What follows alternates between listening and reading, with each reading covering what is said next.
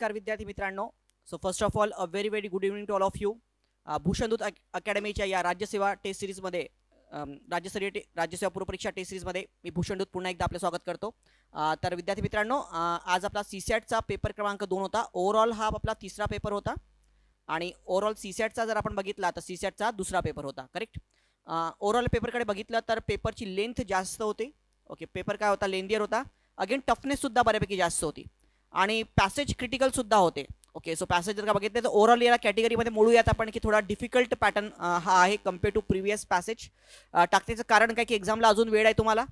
असा पेपर मी कधी एक्झामच्या 2-3 आठवडे आधी तर टाकू शकत नाही. हीच वेळ होती ना ती की तुम्हाला कुठेतरी एक अवेअर करून द्यायचं की पेपर अज्युम करून जाऊ नका. पेपर एक टफ आहे, लेंथ सुद्धा काय जास्त आहे.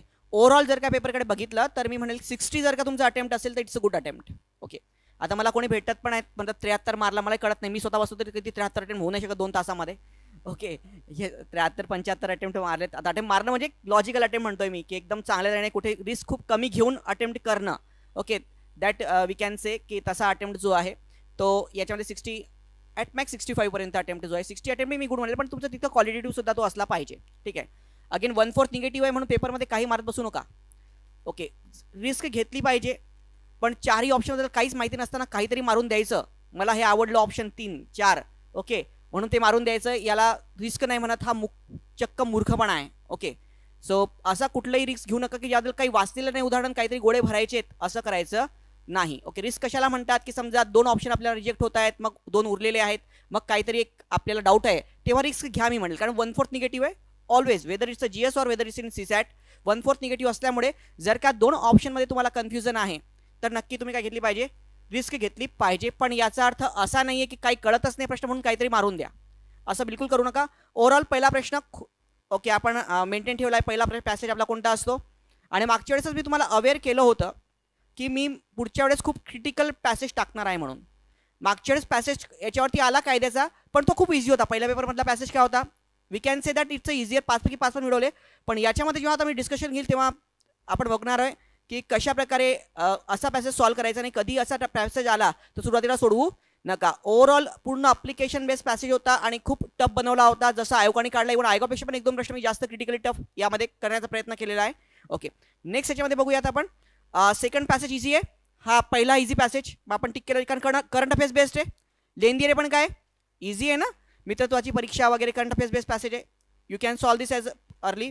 नेक्स्ट, देशाची आर्थिक स्थिती सुधारण्याचा विचार करताना IT क्षेत्र वगैरे, सो हे सुद्धा काय इझियर आहे, सोपा पॅसेज आहे. हा सेकंड पॅसेज सुद्धा सोपा. थर्ड, चोल राजवंश इझी आहे पण पॅसेज. हिस्टॉरिकल, साहित्यातील सत्य लहान आहे पण पॅसेज आपण डिस्कशन करूयात. 3 प्रश्न तरी यात ते 3-4 प्रश्न तुमचे बरोबर येऊ शकतील. 5 पैकी 5 जर येत असेल तर खूप चांगला तुमचा अभ्यास आहे, पण 3 तुमचे आले पाहिजेत असं नाही, म्हणजे अटेम्प्ट केला पाहिजे हा पॅसेज. BYD अगेन मॉडरेट लेवलचा पॅसेज आहे, हा पण इझी म्हणता येईल. देन बेरोजगारी वगैरे मॉडरेट पॅसेज आहे. अगेन 36 to 40 भिंग काय, वक्रता केंद्र वक्राती ज्या, याला काय करायचं शेवटी ठेवायचं. तर आता आपल्या लक्षात आलं पहिल्या पॅसेज नंतर हा एक काय डिफिकल्ट न्यूमेरिकल बेस्ड पॅसेज. अनेक विद्यार्थी विचारतात की सायन्सचा पॅसेज कसा सोडवा. बघा, माझं शिकवणं काम आहे आकलन तुम्हाला. आता ॲक्च्युली हे न्यूमेरिकल टाकणं म्हणजे काय आकलन नाही आहे खरं सांगायचं तुम्हाला. तर त्याच्यात काय मी तुम्हाला त्यात काही शिकू शकत नाही. आता ह्या काय तुमच्या न्यूमेरिकल ॲबिलिटीज आहेत. म्हणजे तुमची सायन्स जितकं स्ट्रॉंग असेल किंवा तुमच्या न्यूमेरिकल ॲबिलिटी जितक्या स्ट्रॉंग असतील तितकंच तुम्हाला हे करता येईल. खरं तर आकलनामध्ये ह्या गोष्टी टाकणं चुकीचं आहे, न्यूमेरिकल्स वगैरे, पण शेवटी आयोग टाकतं म्हणून मला पण तो पॅटर्न मेंटेन करणं गरजेचं आहे. तर जोपर्यंत तुमचं सायन्स स्ट्रॉंग नाही ना तोपर्यंत मी तुम्हाला याचं आकलन किंवा सायन्स कसं सॉल्व्ह करायचं हे शिकू शकत नाही.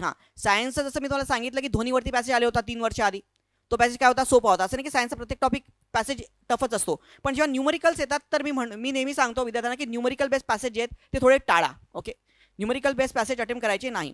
41 ते 45 व्हेरी टफ लँग्वेज पॅसेजची होती. अगेन प्रश्नसुद्धा काय होते, टिपिकल होते. यात 1-2 प्रश्न इझियर सुद्धा आहेत, पण लेंदियर सुद्धा पॅसेज आहे. आणि हा पॅसेज मी कोर इंग्लिशमधनं मराठीमध्ये ट्रान्सलेट केलेला आहे. सो कोर इंग्लिशमधनं मराठी ट्रान्सलेट केलेला आहे. ओके, त्याच्यामुळे लँग्वेजमध्ये पण तुम्हाला इतका फ्लॉ वाटला नसेल. असा एखादा पॅसेज असतो, ओके, एखादाच असतो, असं काय आयोग काय प्रत्येक हे करतो असं नाही. अनेक लोक चुकीचं तुम्हाला गाईड करतात की आयोग जे आहे ते गुगल ट्रान्सलेट करतं किंवा मशीन ट्रान्सलेशन असतं आयोगाचं, म्हणून आमचे मशीन ट्रान्सलेट पॅसेज म्हणून ते सोडवा. असं पूर्णतः चुकीचं आहे. मला सांगा, इतकी महत्त्वाची परीक्षा आहे, आयोग का इतकं निष्काळजी असेल का की गुगलमध्ये टाकलं तुम्हाला दिलं? आणि तुम्हाला जर वाटतं असं असेल तर स्वतः एखादा पॅसेज घ्या गुगलमध्ये टाका, बघा त्याचं ट्रान्सलेशन. ठीक आहे, काही मिस्टेक होतात कारण शेवटी दे आर ह्युमन एरर्स असतात की पॅसेज जे आहेत त्याचं कधी कधी फ्लो भेटत नाही, म्हणून मी असा एक पॅसेज तुम्हाला हे दिला. पण याचा अर्थ असा नाही आहे. ओके, अनेक लोक काही सांगतात की मला फोन येतात की सर जीआरई जीमॅटची पॅसेज सॉल्व्ह करायला पाहिजे का? जीआरई जीमॅटची परीक्षा सर आपल्या याचा काही संबंध नाही, आणि जर ते पॅसेज आपल्याला अंडरस्टँड व्हायची लेवल असेल तर आपण एमपीसी केलंच नसतं. ओके ओके, सो जीआरई जीमॅट कुठे आला, आपण करतोय काय काय, या गोष्टीमध्ये काही लिंक नाही. उगाच काही असं भरकडून जाऊ नका, कोणी काही पण सांगतं अशी कुठली. आणि दुसरी गोष्ट, लॉजिकल अभ्यास हेच सीसॅटचं हे. कुठलीही शॉर्ट ट्रिक्स, अनेक लोकांना शॉर्ट ट्रिक्सचं अट्रॅक्शन असतं. शॉर्ट ट्रिक वॉट ट्रिक काही आपण पोलीस भरतीची तयारी करत नाही आहोत त्याच्यामध्ये, की वैदिक मॅथमॅटिक्सच्या ट्रिका तयार करायच्या, त्याच्यामध्ये काय करायचं. करेक्ट, तुम्ही शॉर्ट ट्रिका बऱ्याच माहिती असतील तुम्हाला, आणि गणितं बघितली असतील या पेपरमध्ये. काही लागतं का कुठं? हां, तर म्हणून हे काही शॉर्ट ट्रिक वगैरे. हां, क्रिटिकल रिझनिंग मॉडरेट होतं. क्रिटिकल रिझनिंग जे थोडं मॉडरेटली लेवलचं मेंटेन ठेवलेलं होतं. एकदम काही टफ पण आहे, एकदम इझी पण नाही आहे. हां, ब्लड रिलेशन्स यंदा टाकलेलं आहे. सिटिंग अरेंजमेंट असा प्रश्न आलेला कंबाईनला सेम, म्हणजे थोडा मी चेंज केला, फक्त व्यक्तींची नावाने हे चेंज केला, पण असा प्रश्न या टाईपमध्ये प्रश्न आलेला आहे. हां, हा पण प्रश्न थोडा फक्त लेंथ जास्त होती. हां, दिस इज वॉट प्रोबॅबिलिटीला यंदा मी लिंक केलं आहे कशामध्ये, डेटा सफिशियन्सी सोबत. तर आता तुम्ही जेव्हा मॅथ्स आणि पेपर बघतो तर आपल्याला वाटतं की काही कॉम्पिटिशन इझी आहेत, पण काही टिपिकलसुद्धा आहे, टफसुद्धा आहे. पण मॅथ्स रिझनिंग खूपच टफ दिसतंय आपल्याला, थोडं म्हणजे लेंथियर पण दिसतंय आणि टफ पण दिसतंय. म्हणून पहिले आपण काय करायचं, फोकस कशावरती ठेवू या पेपरमध्ये. तुम्हाला बघता क्षणी लक्षात आलं पाहिजे की मेन कॉम्पिटिशनच आपल्याला याच्यामध्ये तारू शकेल या पेपरमध्ये. कधी कधी असे असेल की कॉम्पिटिशन लेंथियर आहे किंवा टिपिकल आहे आणि मॅथ्स रिझनिंग सोपं आहे, होऊ शकतं. तर तुम्हाला हे बघायचं आहे पेपरमध्ये, ठीक आहे ना. तर हे लक्षात ठेवा. अगेन हां, 60वा प्रश्न आहे. इथे जर बघितलं आपण, हा एक प्रश्न इझियर होता. हा जर परमिटेशन कॉम्बिनेशन तुम्हाला येत असेल तर तो येऊ शकतो इझी. ओके, तर असं पहिल्या रीडिंगमध्येच खुणा मारून द्यायच्यात. Again this is a difficult example. हां, 65 इझी आहे, 66 इझी आहे, 67 इझी आहे, 68 अटेम्प्ट करू शकता. खरे खोटे 69. हां, 70 जर न्यूमेरिकल ॲबिलिटी स्ट्रॉंग असेल पर्सेंटेज तरच सॉल्व्ह करू शकता. 71 सिलॉजिम्स इझी आहे, ठीक आहे. हां, 72 मॉडरेट आहे, लिंक लागली तर लवकर लागून जाईल. ओके, 73 जे आहे हा पण सोपा आहे फोल्डिंगचा. हां, 74 अगेन टिपिकल आहे, आणि 75 जो आहे हा मॉडरेट आहे. तर ओव्हरऑल मॉडरेट किंवा मॉडरेटली टफ लेवल आहे. पहिल्या रीडिंगमध्ये तुम्हाला हे प्रश्न आले पाहिजेत. 76 प्रश्न. नंतर डिसिजन मेकिंग सोपंच होतं, डिसिजन मेकिंगमध्ये काही इतकं विशेष नव्हतं. ओके, हां, सॉल्व्ह करताना चला मग पहिल्या पॅसेजवरती येऊयात आपण. सगळ्यात one of the very typical passage, खूप अवघड पॅसेज आहे हा. हां, आता पहिली गोष्ट, याच्यामध्ये मी काही इम्प्लिसिट अजम्पशनसुद्धा केलेले आहेत, कारण जर का तुम्ही आयोगाचा पेपर बघितला तर त्या पॅसेजमध्ये काही अजम्पशन केले होते आयोगाने. ओके, हां, तर आता बघा पहिला काय, खून. आता लक्षात घ्या, याच्यामध्ये कलमाचे 5 अपवाद दिले, ते वगळता जीव गेला ते कृत्य जीव घेण्याच्या इराद्याने जर केले असेल तर तो सदोष मनुष्यवध काय, खून होय. तर या दोन कॅटेगरी आहे बघा. या ज्या काही गोष्टी केल्यात तर ती गोष्ट म्हणजे काय, तो म्हणतो सदोष मनुष्यवध खून, लक्षात घ्या. आणि सदोष मनुष्यवध पण तो काय नाही आहे, खून नसतो. त्याच्या काही वेगळे ह्या गोष्टी, की जर असं घडलं तर तो खून नसेल, तर तो फक्त काय असेल, सदोष मनुष्यवध असेल. लक्षात घ्या, काही लोकांना हे आता यासाठी थोडं तुम्हाला लॉचं नॉलेजसुद्धा असलं पाहिजे त्यामध्ये. ओके, पण तसं बघितलं तर कॉम्प्रिहेन्शनचा हा अर्थ होत नाही की तुम्हाला काही नॉलेज कोणत्या गोष्टीचं आहे तुम्हाला या पॅसेजमध्येच कळलं पाहिजे. पण तरी मी टाकला, कारण आयोगाने तसा पॅसेज टाकलेला आहे, बरोबर आहे. बलप्रयोग आला होता ना तो, जर तुम्हाला नॉलेज असेल तरच तो त्या वेळेमध्ये तितक्या याच्यामध्ये सुटतो. तर म्हणून तुम्हाला माहिती असलं पाहिजे पहिली गोष्ट की सदोष मनुष्यवध हे वेगळं आहे, आणि सदोष मनुष्यवध आणि खून हा काय आहे, वेगळा आहे, वेगळा प्रकार. लक्षात घ्या. ओके, या दोन्ही भिन्न कॅटेगरी आहेत, सदोष मनुष्यवध विथ खून आणि फक्त सदोष मनुष्यवध, या दोन्ही काय भिन्न गोष्टी आहेत. लक्षात आलं का प्रत्येकाला? तर यांनी हे दिलेलं आहे. तर यांनी सांगितलं, हे पहिला जो पॅरा सांगतो ना तो तुम्हाला सांगतो की खून म्हणजे काय, सदोष मनुष्यवध खून म्हणजे काय. आणि हा म्हणतो की फक्त हा काय सदोष मनुष्यवध वध आहे, पण हा काय नाही आहे, खून नाही आहे, हा मर्डर नाही, चूक त्याच्याकडनं घडला आहे तो, बरोबर ना. त्यांनी त्याच्या दोषामुळे वध तो काय होत आहे, तो मृत्यू पावला समोरचा व्यक्ती, बरोबर आहे. पण त्याचं इंटेन्शन नव्हतं. खून काय असतं, मारण्याच्या उद्देशाने त्यांनी इंटेन्शनली त्याला काय केलं, हे केलं, त्याला काय म्हणतात, सदोष मनुष्यवध खून आहे तो. आणि इथे काय की हा सदोष मनुष्यवध फक्त झाला, त्याच्या चुकीने तो प्रकार घडला आहे. ओके, त्याचा दोष आहे त्याच्यामध्ये, डेफिनेटली तो कल्प्रिट आहे, पण तो त्यांनी खून केलेला नाही आहे. ओके, म्हणजेच नेहमी एखादा जर कोणी मर्डर केला असेल तर त्याचा जो वकील आहे तो नेहमी प्रयत्न करतो हे प्रूव्ह करण्याचा की यांनी जो आता कोणी खून केला आहे तो असं म्हणतो की याने खून केलाच नाही म्हणून, पण त्याचा प्रयत्न असतो की खुनापेक्षा याला काय प्रूव्ह करावं की माझ्या क्लायंटनी सदोष काय केलेला आहे, मनुष्यवध केलेला आहे, हा त्याचा अर्थ होतो. ठीक आहे. हां, तर आता चला पहिला प्रश्न बघूयात. अ ह्या झला तलवारीने किंवा सोट्याने जीव मारण्याचा जखम बुद्धिपूर्वक करतो, त्यामुळे झ मरतो. तर जी ती जखम निसर्ग नियमाप्रमाणे मृत्यूस पुरेशी आहे, तरी अचा इरादा जीव घेण्याचा नव्हता असे असले तरी अची कृती काय आहे? काय आहे? खून आहे. बघा, कारण पहिला मुद्दा आहे की त्यांनी जखम कशी केलेली आहे? बुद्धिपूर्वक केलेली आहे. मुद्दा म्हणून विचार करून त्यांनी काय केलेलं आहे? बुद्धिपूर्वक केलेली आहे. हो, इरादा नसेल पण तरी बघा, ती जखम निसर्ग नियमाप्रमाणे काय मृत्यूस काय आहे? पुरेशी आहे. हां, चला आता बघूयात आपण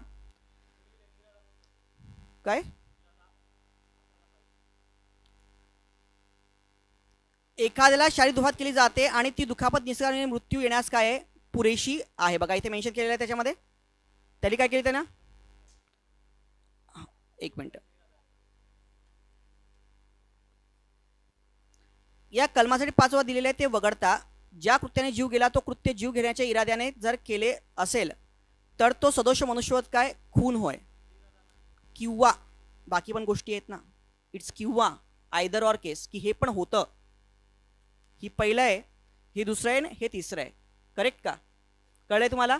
किंवा आहे ना, तर किंवा आता याने काय केलं की हे माहीत आहे आणि त्यांनी मुद्दामून दुखापत केलेली आहे आणि बुद्धिपूर्वक ते केलेली आहे की नाही. सो ही गोष्ट काय होणार? खून होणार. So the answer is what? Option number 2. कळलं का प्रत्येकाला? ओके, तर उत्तर काय होईल? Option number 2. ओके. हां, सदोष मनुष्यवधात याचा काय होतो? समावेश होतो. जीव जाईल या उद्देशाने दुखापत करणे हा सदोष मनुष्यवध नाही आहे. हा सदोष मनुष्यवध काय आहे? खून आहे. लक्षात घ्या, हा सदोष मनुष्यवध काय आहे? सो सदोष मनुष्यवध वेगळा आणि सदोष मनुष्यवध काय? खून वेगळा. ओके, तर हा काय आहे? हा खून आहे.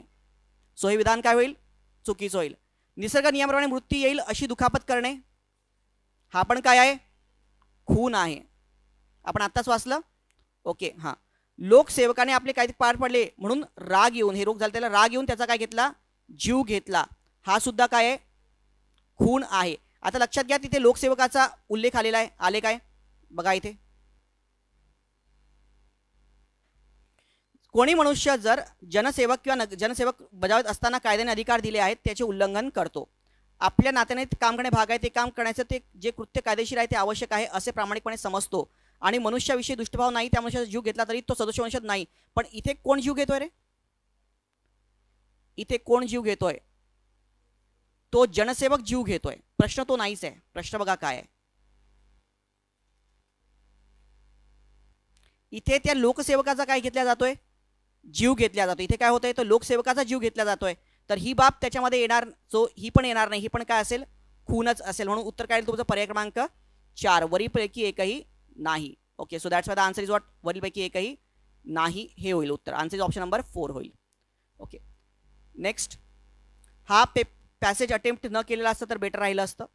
ओके, दिलेल्या परिच्छेदाच्या अनुषंगाने हां, आणि पण टाकलेला मुद्दा म्हणून, कारण मागच्या वेळेस आलेला होता आणि म्हणून जास्त रिस्क याच्यावरती घ्यायची नाही. मागच्या वेळेस 5 पैकी 5 तुम्हाला आले होते म्हणून मी तुम्हाला मागच्या वेळेस पण सांगितलं होतं. आता याच्यामध्ये जर प्रायर नॉलेज तुम्हाला नसेल लॉचं वगैरे, तर तुम्ही सदोष मनुष्याला सदोष मनुष्य खून सुद्धा प्रत्येकाच्यामध्ये अजून करून घेणार त्याच्यामध्ये आणि तुमची उत्तरं चुकीचे येतील यामध्ये. ठीक आहे. हां, नेक्स्ट बघा. अनुषंगाने कोणते विधान बरोबर आहेत? मी तुझा उद्या खून घडून आणेन असे अझला म्हणतो, ही बाब खून या सदरात मोडते? सुरा मोडते का? नाही. ओके, फक्त तो बोलतोय त्याच्यामध्ये. बोलणे म्हणजे काय? ती कृती आहे का? खून केव्हा होते? जेव्हा तो कृती करतो त्यामध्ये. ओके. हां, जच्या डोक्यात उद्देशाने लोखंडी रॉडने मारतो, ही बाब सदोष मनुष्यवध केला आहे? नो, इट इज सदोष. हा सदोष मनुष्यवध नाही, हा सदोष मनुष्यवध प्लस काय आहे? खून आहे. ओके, सो हे पण होणार नाही. म्हणून उत्तर काय? पर्याय क्रमांक 4. अ आणि ब. हां हां, येस.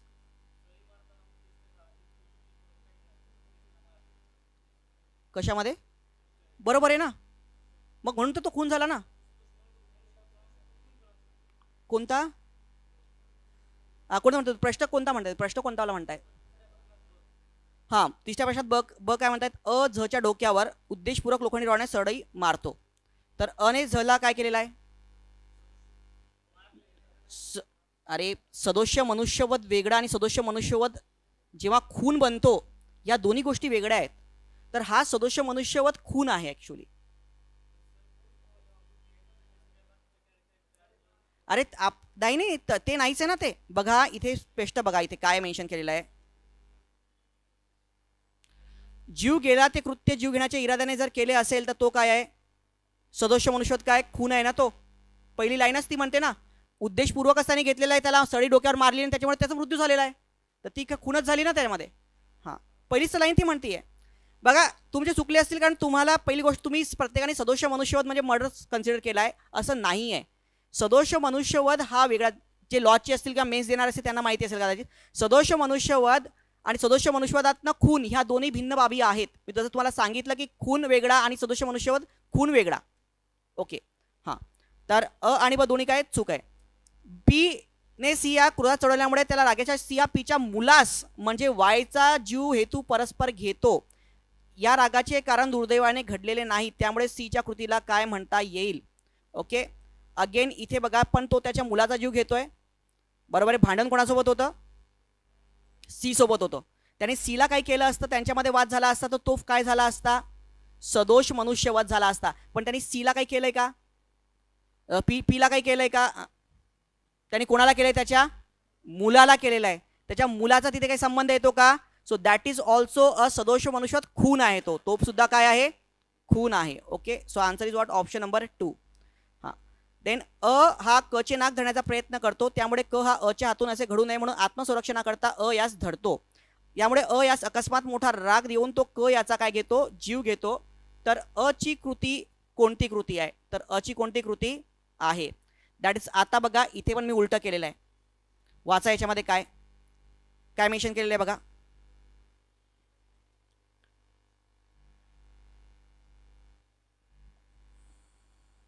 कोणी मनुष्य आपल्या शरीराचा अगर मालाचा आत्मसंरक्षणाचा हक्क बजावत असताना कायद्याने जो अधिकार त्याची मर्यादा ओलांडून त्याने केलेला वध हा काय नाही आहे? खून नाही. हां, मात्र आधी त्याने जीव नव्हते व बचाव करण्यास आवश्यक जास्त नुकसान नव्हता अशी परिस्थिती असावी व त्याने सदुष्मत मात्र केले आहे, लक्षात घ्या, बरोबर आहे. पण आता इथे कंडिशन म्हणजे काय? एक व्यक्ती आहे बघा, ए व्यक्ती आहे, हा बीला काय मारायला गेला, ठीक आहे. मग बीने काय केला? सेल्फ डिफेन्स केला आणि एला काय मारलं. तर बीने त्याचं काय केलेलं आहे? खून केलं आहे का? नाही. हा काय? सदोष मनुष्यवध आहे, ठीक आहे. नाव आता नेक्स्ट वरती येऊयात. पण हा प्रश्न बघा काय म्हणतो.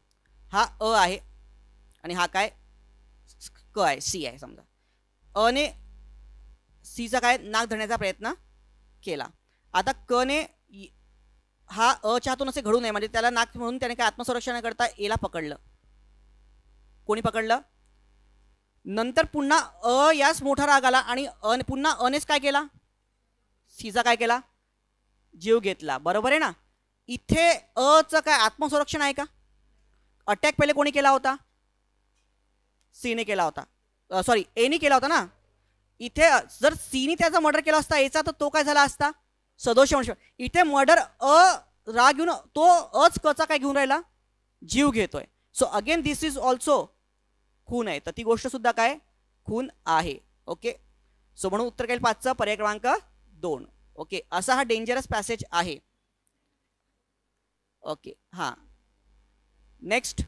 हा नेक्स्ट एकदम सोपा आहे. हा, कोणती विधाने काय ठरतील? योग्य ठरतील. So which of the following statements are correct? उक्ती आणि कृतीमधील फरक हा दुप्पट्टीपणाचे अमेरिकेचे काय उदाहरण आहे, बरोबर आहे? बरोबर आहे ना. त्यांनी म्हटलंय, त्यांनी क्रिटिसाइज केलं ना पुढे आर्टिकलमध्ये अमेरिकेच्या धोरणाला वगैरे वगैरे, बायडनला वगैरे. हां, नेक्स्ट होता अमेरिकेचा दुप्पट्टीपणा हा तेथील सर्व राजकीय पक्षांना दिसून येतो. तो म्हणतो ना, सरकार कोणते असो, ट्रम्प असो की बायडन असो, काही असो, शेवटी अमेरिका काय, अमेरिकी पॉलिसीज ही राहिलेली आहे. आहे नाही मेन्शन आहे की नाही? हां, अमेरिका दृष्टिकोन अर्थवादी राहिला असून हा देश जगाकडे एक बाजार म्हणून बघतो, बरोबर आहे. हां, जागतिक रोगी काळातही अमेरिका परिस्थिती फायदा घेऊन जास्त नफा मिळवण्याचा प्रयत्न करत आहे, बरोबर आहे. उत्तर काय? पर्याय क्रमांक 4. बघा एकदम सेकंड बॅचला किती फ्लो चेंज झाला ना. म्हणून म्हणतो तुम्हाला पहिले पेपर बघत जा. मी पुन्हा ऑब्झर्व केला, पहिल्या लेक्चरच्या वेळेस पण मी तुम्हाला सांगितलं होतं की पहिल्या पॅसेजवरनं सुरुवात करायचं असं काही नियम आहे का आपल्याला? म्हणून मला सांगा, तुम्हाला सायन्स अँड टेक जीएस मध्ये पहिले आलं, तुम्ही पहिले सॉल्व करता का कधी? सायन्स अँड टेक करता पहिले सॉल्व? मग तसंच लक्षात ठेवा ना की आपल्याला जो पॅसेज पार्ट इझी जातो तो पहिले सोडवायचा असतो. आता तो पॅसेज इतका हा क्रिटिकल आहे, तर त्याच्यापेक्षा बेटर व्हावा का सेकंड पॅसेज किती सोपा आहे त्याच्यामध्ये. ओके, त्याच्यामुळे तुम्हाला हे पॅसेज चूज करणं आलं पाहिजे, थोडं सिलेक्ट करायला शिका. आयोग जसं सिक्वेन्स देतो तसं सिक्वेन्स सॉल्व करणं गरजेचं आहे का आपल्याला? नाही.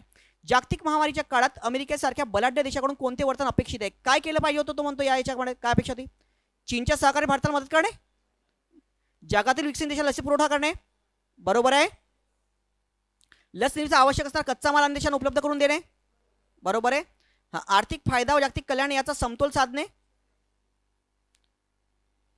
तो उत्तर काय येणार, ब आणि क. 7चं उत्तर काय होणार, 7चा आन्सर, 7चं काय, सी. 8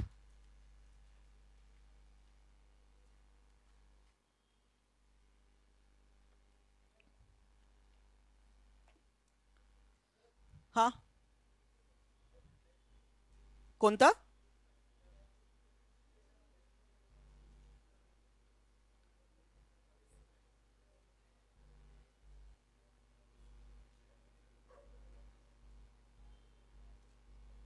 एक मिनिट मला ऐकून येतं, काय म्हणते तुम्ही, काय दिलेलं आहे.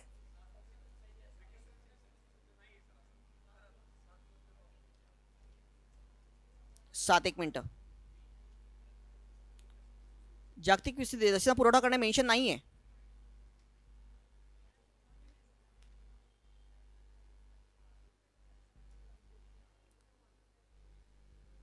दक्षिण धडपड तेथे लसीकरण वेगाने झाले तर याच देशाचा नव्हे तर हित साधले जाणार आहे. ठीक आहे. कायम वसुंधरेच्या मार्केटहून पाहणारा लशीच्या साखळी व्यवस्थित चालू राहावी यासाठी देश प्रयत्न करताना दिसत नाही. बघा, एका आठवड्यात 52 भर पडली, हा भयावह आहे. अगेन झाले, मग तिथे लसीकरण झाले तर याच देशाचे नव्हे तर यांचे पण हित साधले जाणार आहे. म्हणजे अमेरिकेने काय केलं पाहिजे, लसीचा पुरवठा केला पाहिजे की नाही, आहे ना मेन्शन. बघा, आपली भागली असूनही साखळी व्यवस्थित चालू राहावी यासाठी तो देश प्रयत्न करताना दिसत नाही. कोण, अमेरिका ना, की त्याचं तर तिथं लसीकरण मोठं झालंय, पण आता बाकी देशात जेव्हा धडपडत असताना अनेक लोक मरत असताना त्याच्याकडनं अपेक्षित आहे की त्यांनी काय केलं पाहिजे, बाकी देशाला लसीचा पुरवठा केला पाहिजे, आहे ना मेन्शन. येस, हां, म्हणून हे विधान काय होईल, हां, म्हणून उत्तर केलं तू पर्याय क्रमांक 3 ब आणि क. हां, अयोग्य विधाने कोणती, आपल्याला अयोग्य विधाने, जो बायडन यांचे धोरण अमेरिकन औषध कंपन्या निर्माण करणाऱ्या कंपन्यांच्या हिताचे, बरोबर आहे. हां, हे विधान बरोबर आहे. बौद्धिक संपदा हक्क नियम शिथिल करण्याच्या बाबत अमेरिकेने सहकारची भूमिका दाखवलेली आहे का, नाही. ओके, हां, शिथिल करताय का अमेरिका, नाही करते. पेटेंटचा वगैरे त्यांनी मुद्दा सांगितलाय. मान्यता न मिळालेल्या लसीचा मोठा साठा अमेरिकेकडे काय उपलब्ध आहे. ओके, हां, अगेन अमेरिकेत बाबतीत भूमिका चीनसारख्या राष्ट्रांच्याही विपरीत आहे, बरोबर आहे. तो इव्हन चीनसारखा देश सुद्धा जो आहे तो सुद्धा आपल्याला काय करतोय, मदत, पण अमेरिका करतोय का, नाही, बरोबर आहे. सो यामध्ये अयोग्य विधान तुम्हाला विचारलेलं होतं, अयोग्य काय होईल मग, फक्त ब. पर्याय क्रमांक काय, 3. हां, अमेरिकेने तिचे धोरण बदलल्यास त्याचे कोणते सकारात्मक परिणाम महामारीच्या काळात दिसून येतील, काय काय होऊ शकतं रे, ज्या गरीब देशांना लस मिळले, होऊ शकतं का. हां, कच्च्या माला पुढे झाल्याने लस उत्पादन वाढणे, बरोबर आहे. हां, जो बायडन यांचा आंतरराष्ट्रीय राजकीय प्रभाव वाढणे, नाही. नफेखोर राष्ट्रीय पद्धतीने बदलण्यास मदत मिळणे, होऊ शकतं याच्यामध्ये. हां, तर उत्तर काय होणार, आता बघा, अ आणि ब तर निश्चितपणे राहणारच, मग आणि क राहणार का, नाही राहणार. जर का तुम्हाला असं ड मध्ये एखाद्याच्या डाऊटफुल जरी वाटलं तर मग आता बघा, एवढं तर अ आणि ब म्हणजे पहिला 2 आणि 3 पर्याय काय झाला, रद्द झाला, बरोबर आहे ना. त्याच्यानंतर तुम्हाला माहिती आहे की काय क राहू शकतो का, नाही. तर उत्तर काय ना, पर्याय क्रमांक 4. That's the answer is what, 4. अमेरिकेतील औषध निर्मिती कंपन्या नाराज करणे म्हणजे जो बायडनसाठी स्वतःच्या पायावर धोंडा म्हणून घेण्यासारखे, याचं कारण काय. जो बायडन यांच्या स्वतःच्या औषध निर्मितीच्या कंपन्या आहेत, अमेरिकन औषध निर्मिती कंपन्या जो यांनी मोठ्या पैसा परत पुरवला होता, होऊ शकतं. हां, आता तुम्हाला मोठ्या उल्लेखित नाही, पण आता असे एकदम एखाद्या वेळेस असा प्रश्न येऊ पण शकतो, पण तरी आर्थिक रसद पुरवली होती ना त्याला. हां, तर आर्थिक रसद पुरवलेली होती. हां, अगेन अमेरिकन स्थान काय आहे, अत्यंत महत्त्वाचे आहे. सपोज अत्यंत शब्द आपण सहसा याला काय घेतो, चुकीचं घेतो. ठीक आहे, आपण याला होल्डला ठेवूयात. औषध निर्मिती कंपन्यांना नाराज केल्यास लस उत्पादन बंद करतील, असं कुठं उल्लेखित आहे का, नाही. ओके, सो मग आता आपण जर का बघितलं अ आणि ड हे तर येणारच नाही, तर अ आणि ड तो पर्याय काय झालेत, रद्द झालेत. नाव फक्त ब आणि क घ्यायचं की फक्त काय ब घ्यायचं. ठीक आहे. हां, तर आता याच्यामध्ये बघा, अर्थकारणात औषधी स्थान महत्त्वाचे आहे. इथे बघा काय मेन्शन केलेलं आहे, अमेरिकेला या उद्योगाचा पसारा काय मोठा आहे, बायडन प्राधान्य देणार असेच त्यांच्या एकूण कारभारावरून दिसते. ओके, हे लक्षात आलं का तुम्हाला. मग मला सांगा, अमेरिकेचा राष्ट्रपती जर त्यांना इतकं जास्त फेवरिझम देतोय, याचा अर्थच काय की त्यांचं स्थान काय तुम्ही म्हणाल अत्यंत हा शब्द कुठे उल्लेखित नाहीये, पण इतका मोठा राष्ट्रपती जो आहे त्यांनी म्हटलं उद्योगाचा पसारा काय फार मोठा आहे. दुसरा जर मला सांगा राष्ट्रपती स्वतः त्यांना इतकं जास्त काय देतो हे देतोय, याचा अर्थच काय की त्यांचं स्थान काय अत्यंत महत्वाचं आहे असं इम्प्लिसिट अझम्पशन होऊ शकतं त्यामध्ये. ठीक आहे.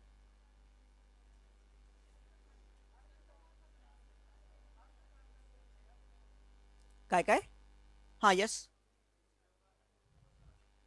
काय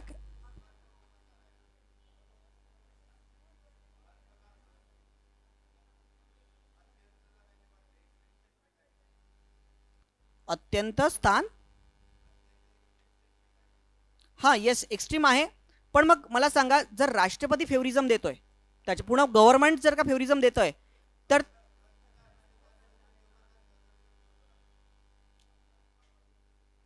कशा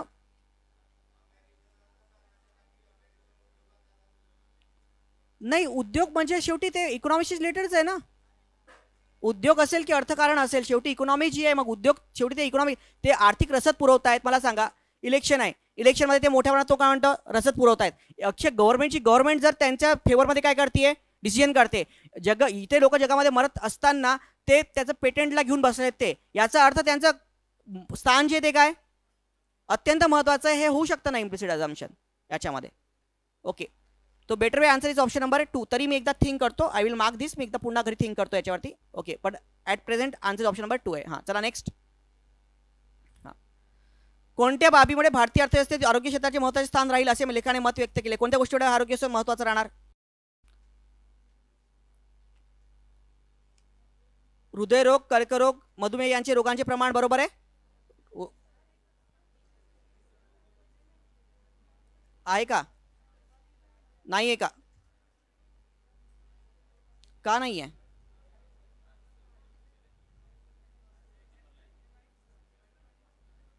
ओके आहे ना मेन्शन आहे मी. अरे म्हणून तर बघा अरे संसद आज स्थिती काय आपल्या याच्यामध्ये बघा ना आपल्या देशामध्ये अलीकडच्या काळात उद्भवणारे आजार वाढत आहेत. पाहणीनुसार काय लोक काय बळी ठरून राहिले आहेत सध्या. हृदयविकाराचे प्रमाण सर्वाधिक आहे. कर्करोग झपाट्याने वाढत आहे. या सर्व लोकांचे काय आयुर्वाद वाढत आहेत. ओके सो या काय या बाबी आहेत आणि त्याच्यामुळेच आता आपल्या देशामध्ये काय राहणार आहे.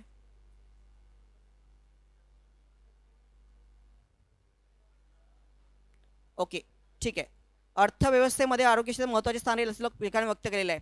टेलिमेडिसिनच्या ठीक आहे एक आपण होल्डा ठेवूयात. टेलिमेडिसिन मागणीत झालेली वाढ हां आरोग्याशी चाकण्यामध्ये झालेली वाढ बरोबर आहे. मेडिकल टुरिझमचे काय वाढते प्रमाण ठीक आहे हे 3 तर काय निश्चितपणे काय योग्य येतील.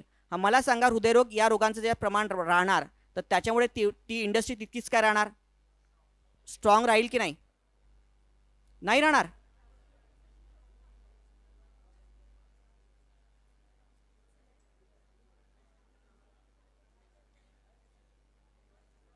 अरे बघा एक मिनटं अरे बघा या सगळ्या गोष्टीमुळे काय स्वरूपात भारतात आरोग्य मागणी मोठ्या प्रमाणात काय वाढली आहे. या सगळ्या गोष्टीमुळेच काय राहिली आहे आरोग्य अरे ह्या सगळ्या गोष्टी वाढत आहेत म्हणून वाचा ना थोडं. इथे काय मेन्शन केलेलं आहे कर्करोग आहे मधुमेह आहे या सगळे हे होत आहेत त्याच्यामुळे काय होणार आहे आरोग्य मागणी काय झालेली आहे वाढलेली आहे. ठीक आहे ना कारण आजाराचे स्वरूप वाढत आहे. आता बघा तो म्हणतो इतके टक्के 13% रुग्णांची काय झालेली आहे वाढ झालेली आहे. इतके टक्के व्यक्तीची ही झालेली आहे. यामुळे इतके डॉलर होती ती वाढून इतकी झालेली आहे. ऑल दिस काय शेवटी अर्थकारणामध्ये ते आहेच ना शेवटी ती एक इकॉनॉमिकली याच्यामध्ये इफेक्ट नाही का त्या गोष्टीचा.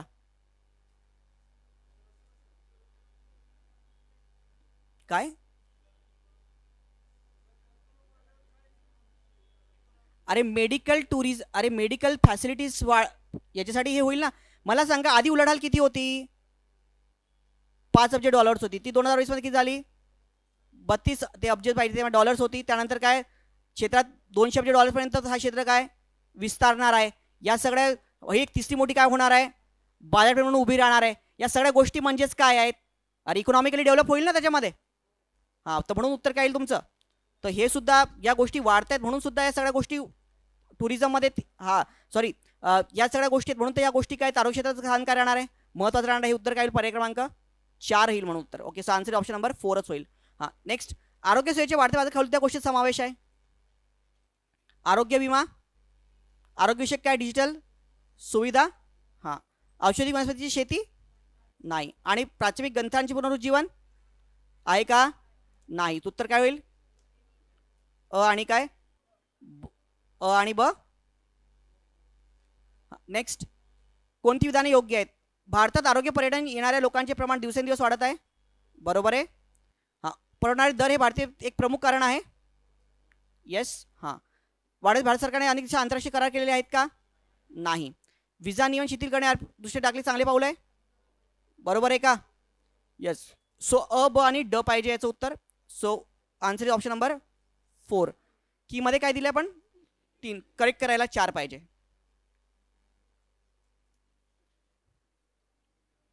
तेराचं 4 करा प्लीज. करेक्ट करा. की मध्ये 4 पाहिजे याचं. हां. नेक्स्ट, उत्तम आरोग्य सेवा देण्यासाठी कोणत्या गोष्टी महत्त्वाच्या ठरतील? जर तुम्हाला चांगल्या मेडिकल फॅसिलिटी पाहिजे असतील तर कोणत्या गोष्टी महत्त्वाच्या ठरू शकतात? आंतरसंपर्काची व्यवस्था आहे का? नाही. वाचा याच्यामध्ये आहे ना. हां. येस. त्याने मेन्शन केलेलं आहे. सांगड घालण्या झाले, दळणवळणाच्या आंतरराष्ट्रीय कनेक्टिव्हिटी वगैरे आहे उल्लेखित. हां. देन उत्तम नेक्स्ट, दळणवळणाची उत्तम सुविधा आहे उल्लेखित, आपण आत्ताच वाचलं. हां. डॉक्टर यांच्या तज्ज्ञ कुशल मनुष्य उपलब्धता.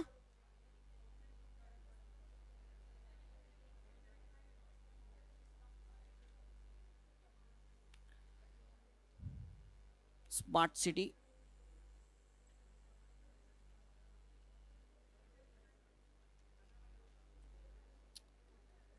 हां ठीक आहे. इथे तुम्ही काय म्हणताय की परिचारिकाचा उल्लेख नाही आहे. अरे कुशल डॉक्टर तंत्रज्ञ यांची उपलब्धता यामुळे आपल्या आरोग्य केंद्रीय अवस्थेचे काही इंजिन बनू शकतात. हां. देन स्मार्ट सिटी अहवालानुसार ग्रामीण व्यक्ती 5 पट आणि डॉक्टर शुल्कावर वगैरे उल्लेख केलेला आहे. विद्या कवच कुटुंबामध्ये झालेला आहे. असं काहीतरी उल्लेखित केलेलं आहे यामध्ये. हां. तुमचं म्हणणं काय की परिचारिका नाहीच आहे इथे कुठेच. हां. कुठे दिले?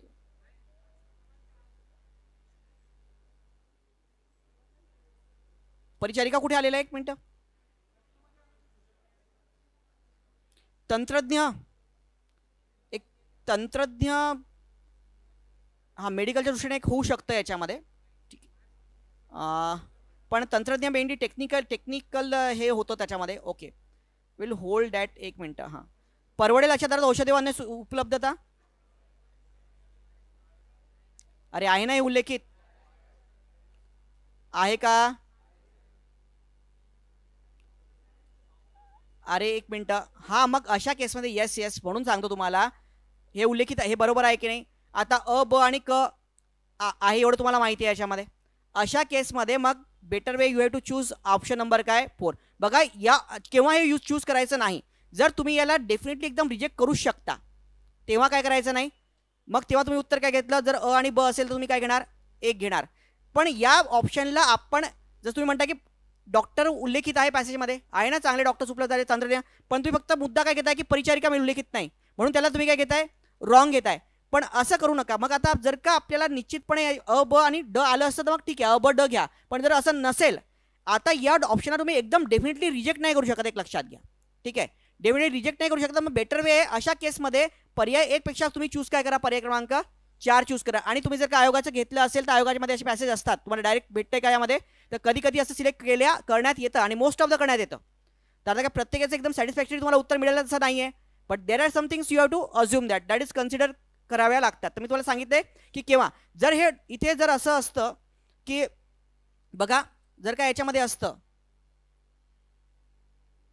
समजा दुसरा क पर्याय जेव्हा जर असता तुमचा की चांगल्या याच्यामध्ये आपण जर का बघूयात की चांगल्या काय सॉफ्टवेअर इंजिनियर्स असले पाहिजे असं काहीतरी दिले असतं. आता मेडिकल पेच्याबद्दल पॅसेज तंत्रज्ञ जरी म्हटलं तो मेडिकल तंत्रज्ञ असेल तर सॉफ्टवेअर इंजिनियर त्यामध्ये येईल का? हा ऑप्शन आपण निश्चितपणे काय करू शकतो?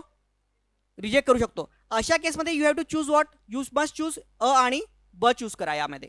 पण जर का असं आलं की आपण जरा किंतु परंतु मध्ये आहोत आणि याच्यामध्ये आपल्याला माहिती आहे की अ, ब आणि काय, आपण जर का बघितलं की अ, ब आणि काय ड हे आपल्याला काय वाटत आहेत?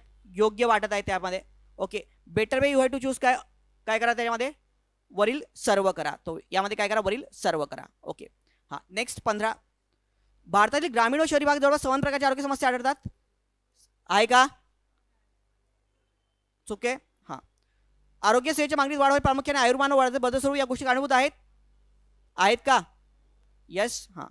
भारतीय लोकांचा कल अद्याप आरोग्य सेवेत स्वतः खर्च करण्याकडे आहे का? आता सध्या लोक काय घेऊन राहिलेत? इन्शुरन्स घेत आहेत की नाही? हां. बेंगळुरू शहर आरोग्य सेवा राजधानी म्हणून उद्यास आलेलं आहे. बेंगळुरू नाही आहे, कोणतं आहे? चेन्नई आहे. हे सुद्धा काय? चुकीचं. सो याचं उत्तर म्हणजेच काय होणार? अ, क आणि काय? ड. अ क ड लाच आपण कसं लिहितो? ब वगळता वरील सर्व. सो उत्तर काय? पर्याय क्रमांक 2 होईल.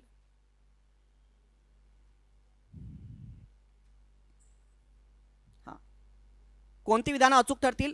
भव्य मंदिर निर्मिती हे चोला एक प्रमुख वैशिष्ट्य राहिले आहे. बरोबर आहे. हा. अशोकच्या शिलाक्यात चोर चेर पांडे या राजांचा उल्लेख येतो. फक्त कोणाचा उल्लेख येतो? चोल यांचा येतो. ब चुकीचे. करिकाल चोल हा शिवपादर शेख नावाने ओळखला जातो. काय आहे? चुकीचं आहे. हा. कोणाला म्हणतात?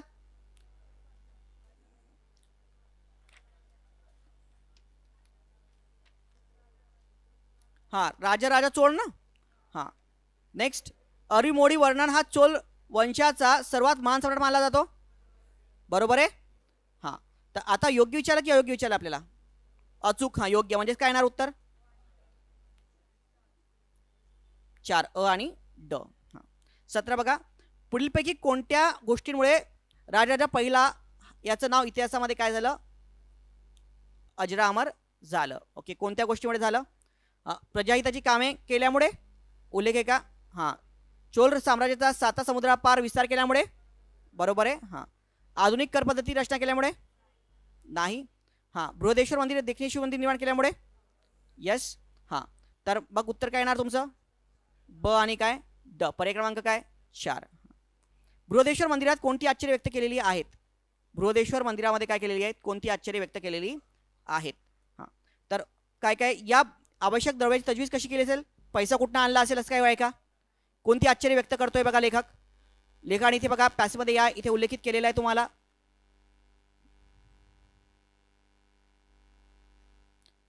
80 टनी मंदिरात चढताना जवळच्या एका गावापासून शिखरात किती किलो लांबीचा रॅम्प तयार करण्यात आला होता वगैरे मेन्शन केले ना. ही 200 फूट उंचीवर कशी चढवली असेल? बरोबर आहे. तर हा आहे की ही जे त्याचं टॉप आहे ते कसं काय चढवलं असेल हा एक मुद्दा उल्लेखित आहे. त्यानंतर तो म्हणतो की हा कशाचा आहे? ग्रॅनाइट दगड आहे. आणि तो म्हणतो 200 किलोमीटर किती किलोमीटर आहे? 50 किलोमीटर कितीतरी किलोमीटरचा उल्लेख आहे ना तिथे कुठेतरी. हा. की तिथे दूरपर्यंत तुम्हाला ते ग्रॅनाइट आढळतच नाही. या 2 गोष्टी आहेत. सो त्याच्यामुळे इथे कोणत्या गोष्टींचं तुम्हाला कोणत्या आश्चर्य व्यक्त केलेले आहे की आधुनिक अभावी घुमट जो आहे तो कसा चढवला असेल? बरोबर आहे. हां. दुसरं खडक कुठून आणला असेल ग्रॅनाइटचा? हां. कारागीर कुठून आणले असेल? कारागीरचा उल्लेख आहे का? नाही. तो उत्तर काय येईल? ब आणि क. उत्तर काय येईल? पर्याय क्रमांक 4. हां. परई कोविल या शब्दाचा नेमका अर्थ काय आहे? प्रचंड मंदिर. थेट उल्लेखित आहे. सांस्कृतिक उत्कर्षाच्या दृष्टीने कोणत्या बाबी महत्त्वाच्या ठरू शकतात? विच ऑफ द फॉलोइंग की जे इम्पॉर्टंट ठरू शकतं? सत्ताधीशांना काय काय?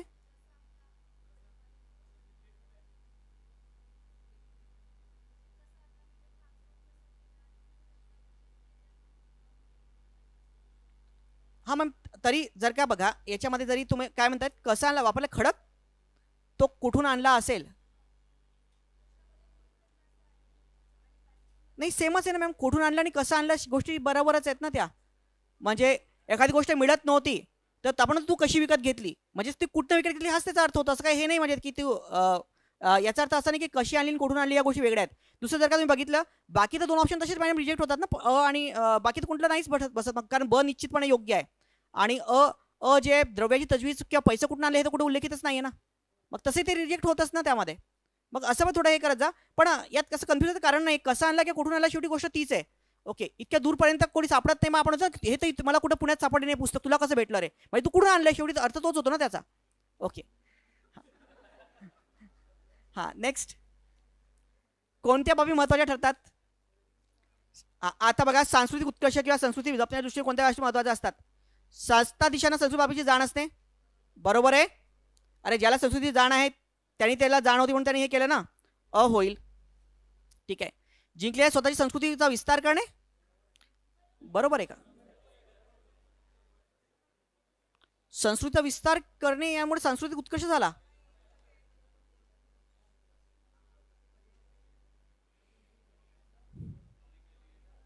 एक मिनिट.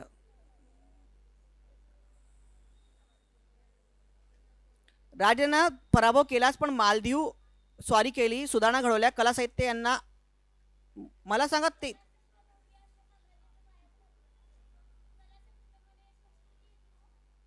कशामध्ये. हो पण मला सांगा प्रश्न काय की तुम्ही जो प्रदेश जिंकताय तिथे जाऊन आपली संस्कृती विस्तार केला. कशा बघू ना आपण. चोल राजवंश हा यांनी ते मेन्शन केलेला आहे. मोठा भूभाग राजाच्या आधिपत्याखाली होता, विजिकी वृत्तीचे होते. कॉमन एराच्या पहिल्या शतकात गेला. करिकाल चोळ हा राजवंशाला इतिहासात ज्ञान असलेला पहिला थोर राजा म्हणतात, त्यांनी मेन्शन केलेला आहे. मग त्यांनी पराभव केला, राजधानी पुढे ती जिंकून तंजार इथं आपली राजधानी स्थापन केली. हा तिसरा पॅसेज ठीक आहे. राजा चोळा शिवभक्त होता, त्याने कार्य शिवाची अनेक मंदिर बांधली, पण त्याने बांधले सर्वोत्कृष्ट मंदिर म्हणजे बृहदेश्वर मंदिर. तामिळनाडूचे आधुनिक परिकल्पना प्रचंड मंदिर, उत्कृष्ट असे मंदिर हजारो वर्ष तंजावर दिमागात उभा आहे. हां पुढे काय शिलालेखात आहे म्हणजेच काय नाही. पण मला सांगा ना, त्याच्यामुळे आपल्या संस्कृती दुसऱ्या आपण जिंकलेल्या प्रदेशामध्ये हे करणं याचा गोष्टी संस्कृती उत्कर्ष झाला, त्यामुळे संस्कृतीचा उत्कर्ष कसा काय होईल त्याच्यामध्ये.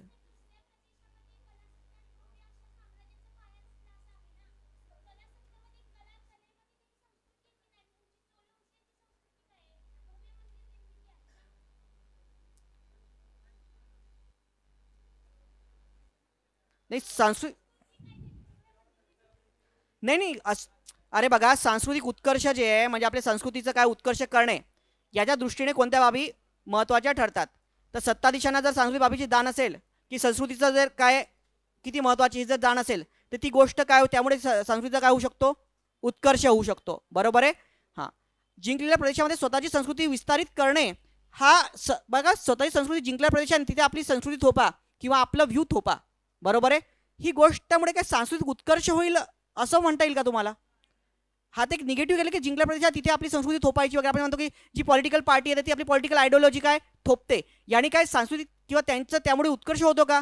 उलट आपली हे थोपणं किंवा आपल्या गोष्टीचा विस्तार करणं इथे एक निगेटिव्ह सेन्स झाला ना. हा ओके ठीक आहे, आपण याला होल्ड देऊयात.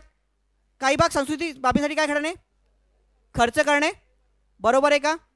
हां अगेन मोठ मंदिरे किंवा अशा यांची काय करणे, निर्मिती करणे, ही पण होऊ शकतं. हां म्हणून बेटर उत्तर काय होईल याच्यामध्ये, अ ब आणि काय ड हेच होईल ना. हां अ हां अ क ड. Yes the answer is option number 3 20. Next. हां साहित्यातील सत्य. उतारे स्पष्ट करण्याचा लेखकाचा हेतू काय आहे. काय उतार्यामागचा हेतू आहे. साहित्याला लागू पडणारी काय सत्याची संकल्पना. ओके साहित्याच्या दृष्टीने सत्य म्हणजे काय. ओके हे त्यांनी काय मेन्शन केलेलं आहे, उल्लेखित केलेलं आहे. बघा तात्विक संकल्पना, कोणत्या तत्वाचा उल्लेख केलाय का त्यांनी. शास्त्रीय संकल्पना किंवा मानसशास्त्रीय संकल्पना आहे का ही. अरे कोणती आहे. साहित्याच्या दृष्टीने सत्य म्हणजे काय हे त्यांनी सांगितलेलं आहे. उत्तर काय तुमचं पर्याय क्रमांक 3 होईल. हां वरील दुसऱ्या तिसऱ्या आणि चौथ्या वाक्यातून कोणत्या संकल्पना सांगितलेल्या आहे. गणितीय सत्य. बघा 2 अधिक 2 4 आहे का, हे सत्य कोणतं आहे, गणितीय सत्य. 1837 व्हिक्टोरिया आणि राज्यावर आली का, हे कोणतं सत्य आहे, ऐतिहासिक सत्य. आणि प्रकाशाचं हे आहे, हे कोणतं सत्य आहे, नैसर्गिक सत्य. बरोबर आहे. म्हणून उत्तर काय येईल.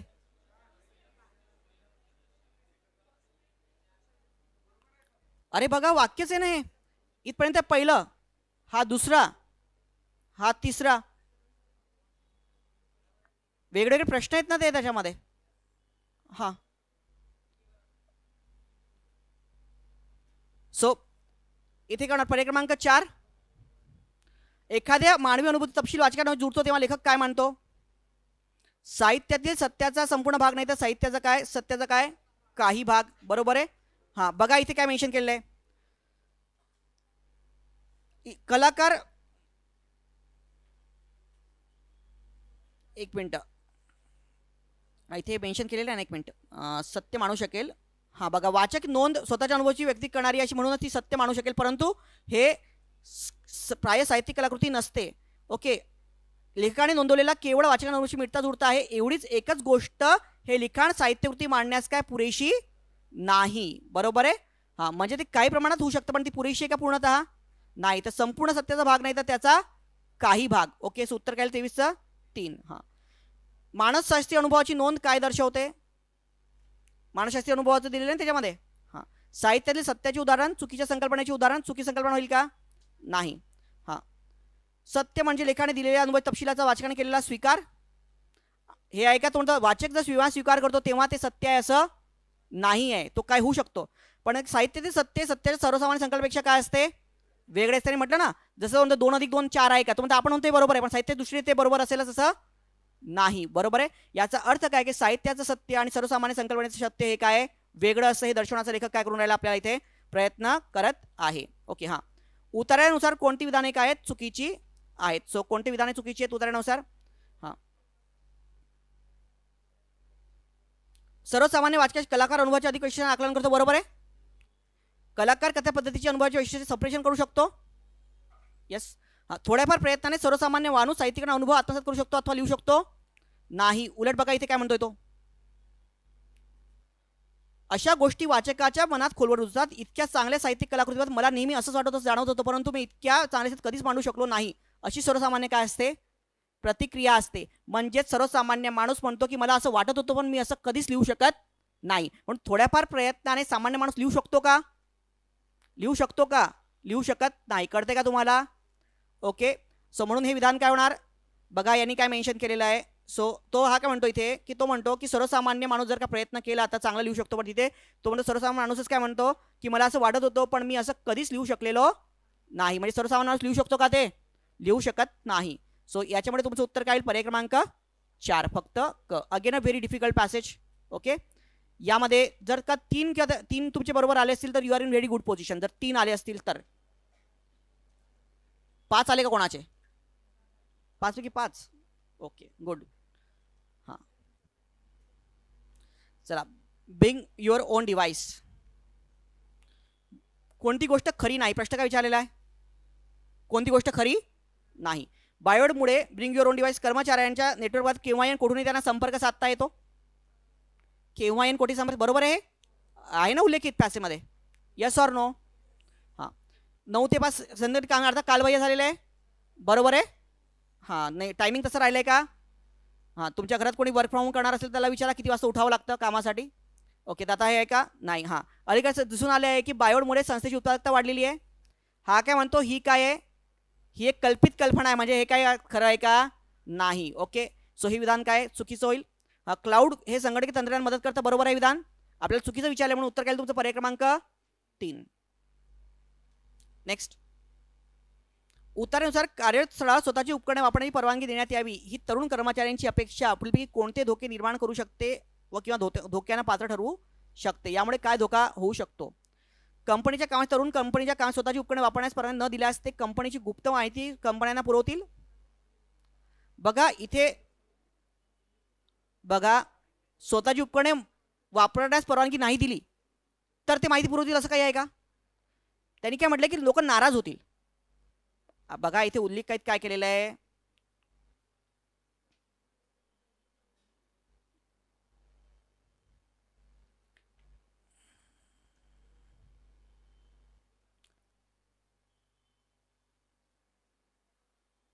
कमिटी सर्वात मान्य केले की लोक हे करतात, चोरी होते ती गायब होऊ शकते, या गोष्टीकडे लक्ष दे. वापर करण्याच्या दृष्टिकोनातून बाहेरभोवती मतभेद झालेले गोष्ट नक्की आहे. तसेच उपकरणे व्यक्ती स्वार्थ सुद्धा असू शकतो. असे कर्मचारी संस्थेला जोखीम मान्य करतात. जोखीम साहित्यिक आहे असं सांगतात. अच्छा ठीक आहे, यात इकडे तर आलेलं नाही आहे, आपण वरती बघूयात.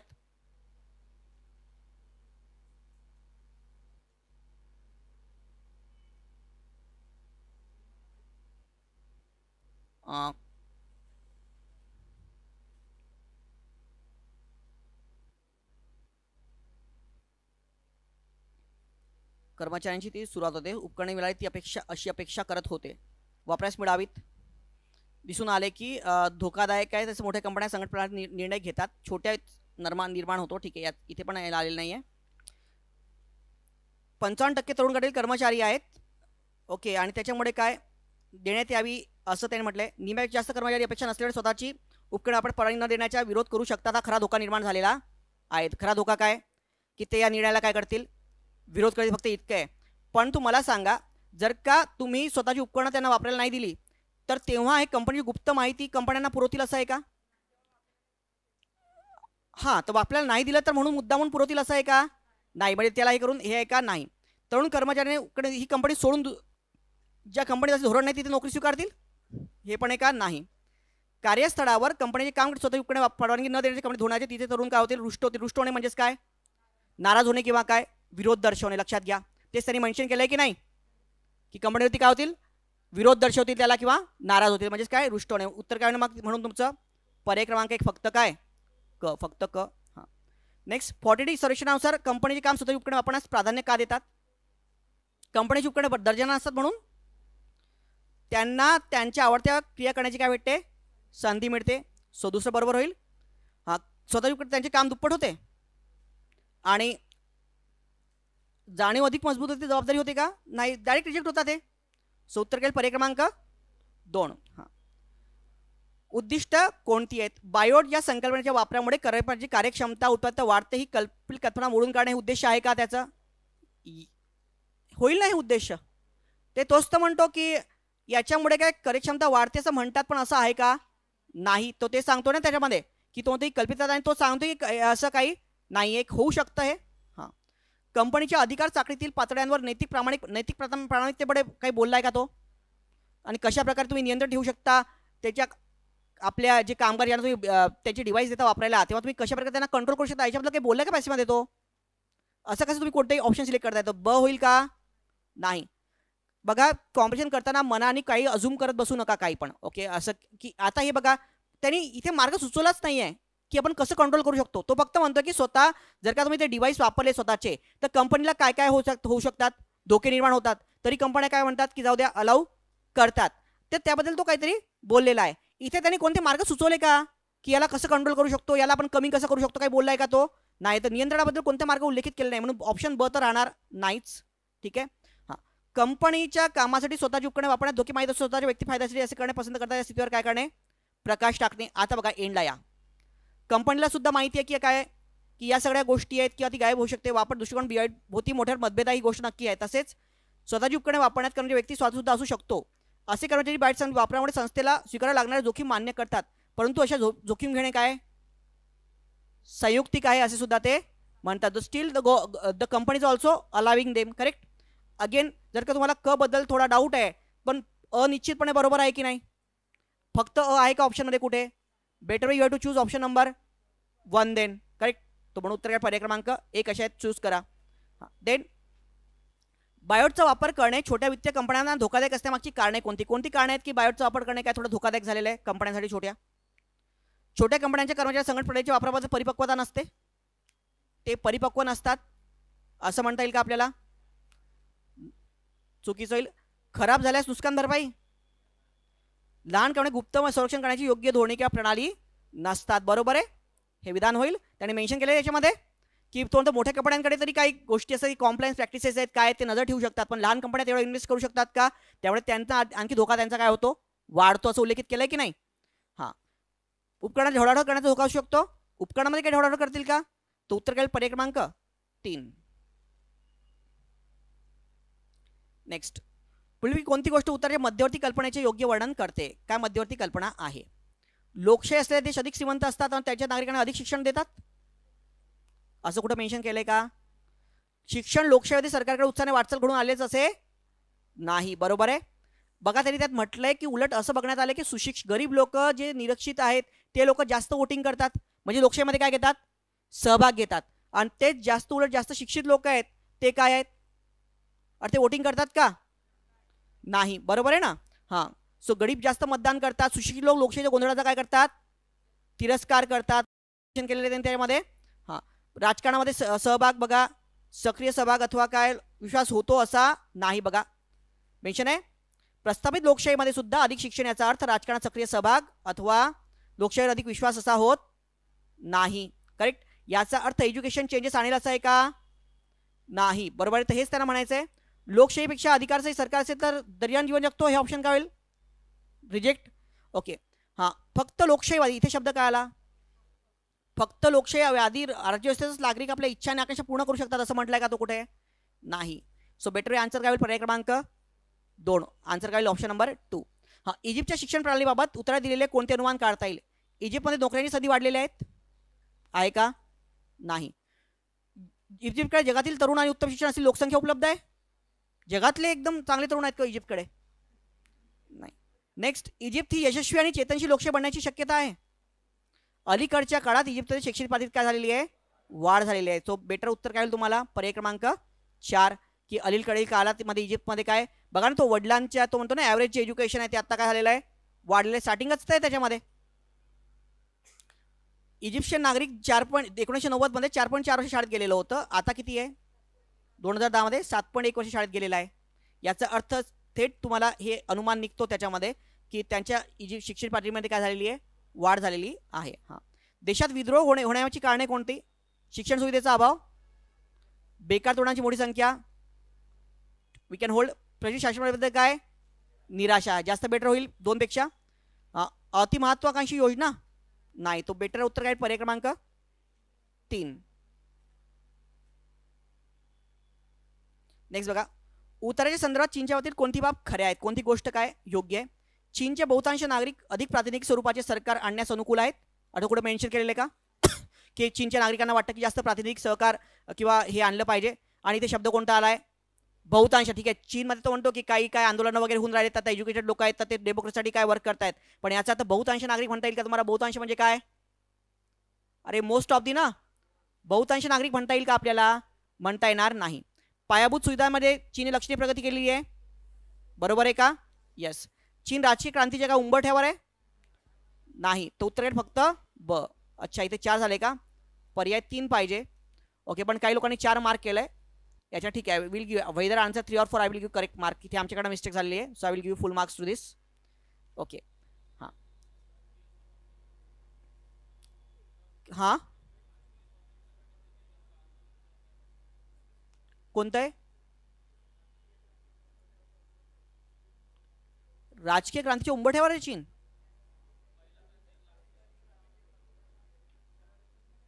एक मिनिट. हां, चीन व त्यासारख्या इतर शिक्षणाला लक्ष्यवंत बनले आहेत आणि तेथील जनता काय आंदोलन करत आहे.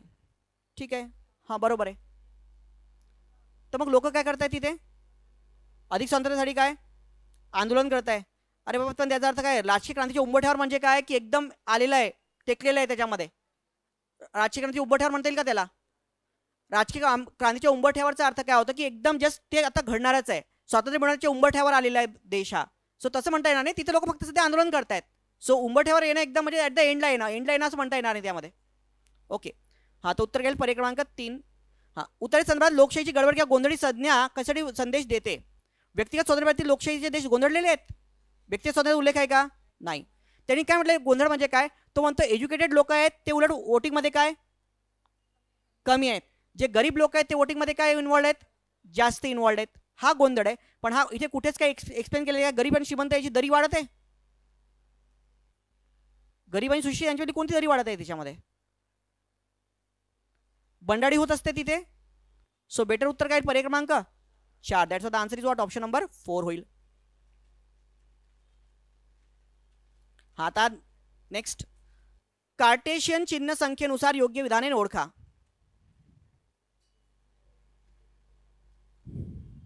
हा, चला आपले विश्लेषण काढा. ओपन, विश्लेषण ओपन करा.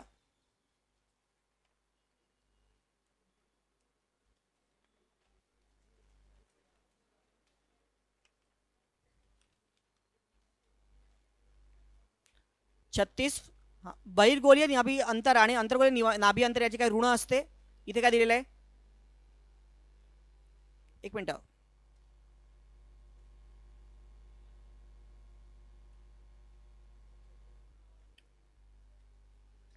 एक मिनिट, पॅसेजमध्ये येऊया तिकडं. कार्टेशियन चिन्ह संकेतानुसार बहिर्गोलीय निभंगाचे नाभ्यंतर अंतर्गोलीय नाभ्यंतर हे दोन्ही ऋण असतात.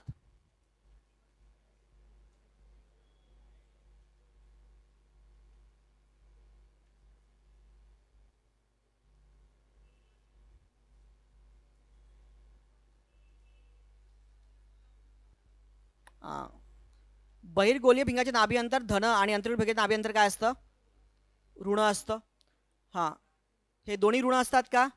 नाही, फक्त काय असतं? अंतर्गोलीय ऋण असतं आणि बहिर्गोलीय काय असतं? धन असतं ना. म्हणून पहिलं विधान काय होणार? चुकीचं होईल. सो पहिलं विधान काय होईल? चुकीचं होईल. लक्षात आलं का तुम्हाला? दुसरं बघा, प्रकाशीय मध्याच्या डावीकडील अंतर धन असतं किंवा काय ऋण असू शकतात, असं आहे का? नाही. मग काय? प्रकाशीय मध्याचं जे डावीकडचं अंतर नेहमी काय असतं? ऋण असतं ना. काय असतं? ऋण असतं. म्हणून कधी धन आणि कधी ऋण असं म्हणू शकतो का आपण? नाही. मुख्य अक्षराला रंबुडे सर्व अंतरे प्रकाशीय मध्यापासून मोजतात? नाही. कुठनं मोजतात? मुख्य अक्षराला समांतर असलेले, इथे लंबरूप नाही पाहिजे, काय पाहिजे? समांतर. तो तिन्ही विधानं काय आहेत? चुकीची आहेत. म्हणून उत्तर काय? पर्याय क्रमांक 4 कोणतेही नाही. ठीक आहे. हां, भिंगाची शक्ती भिंगाच्या कशावरती अवलंबून असते? 37 मुख्य नाभी आणि प्रकाशमध्ये याच्यामधील अंतर आहे का?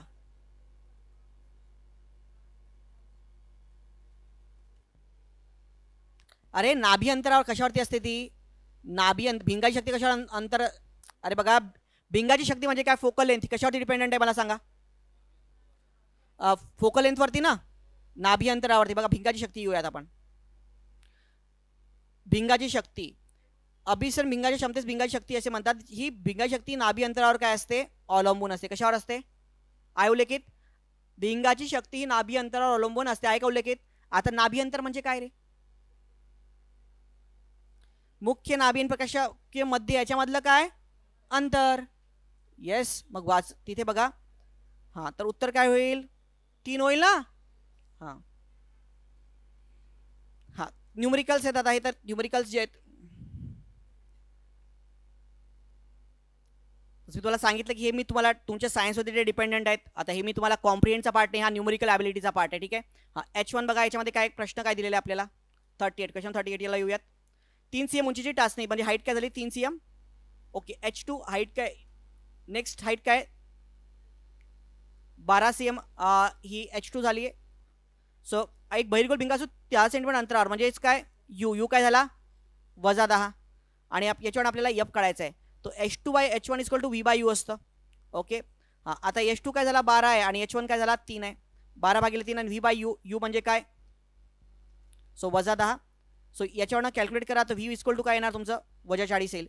V = काय येणार? -40 येईल. ठीक आहे. हां, पुढे आपण आपल्याला इकडे काढायचं. आपल्याला पुढे काय विचारलं त्यांनी? नाभी अंतर focal 1/f = 1/v - 1/u. V ची व्हॅल्यू U तुम्हाला आलेला आहे -10. V काय आला? -40. पुट करा याच्यामध्ये आणि कॅल्क्युलेट करा. तुम्हाला मिळाल 13.33 सेंटीमीटर. 13.33 सेंटीमीटर. एफ काय होईल? 13.33 सेंटीमीटर. कळलं प्रत्येकाला? सो आन्सर काय होईल? पर्याय क्रमांक 1. 38 काय होईल? Option number 1. 39 बघा. एका बहिर्वक्र भिंगाने एका पेन्सिलची वास्तव प्रतिमा भिंगापासून 40 मीटर अंतरावर तयार झाली आहे. प्रतिमेचा आकार वस्तूच्या आकार एवढाच आहे. यावरून पेन्सिल आणि भिंगापासून किती अंतरावर ठेवली होती? हां, तर V काय होणार? 40. H2/H1 is what? -1 आणि U काय? प्रश्नार्थक चिन्ह. So H2/H1 = -1 = V/U. ठीक आहे. हां, सो हे कॅल्क्युलेशन करा तुम्ही. U = -V येतं. That = what? -40. तर उत्तर काय? -40 होईल. So answer option number 2. 40ला बघा, बैलगोल भिंगाचा प्रश्न आहे तुम्हाला. 12 सेंटीमीटर नाभी अंतर असणारा बहिर्गोल भिंगावर 10 सेंटीमीटर अंतरावर वस्तू अंतर किती असेल? तर U आला -10. F काय झाला? 12 सेंटीमीटर. तर V किती? 1/f = 1/v - 1/u. हां, पुट करायच्यामध्ये V = वॉट? -60.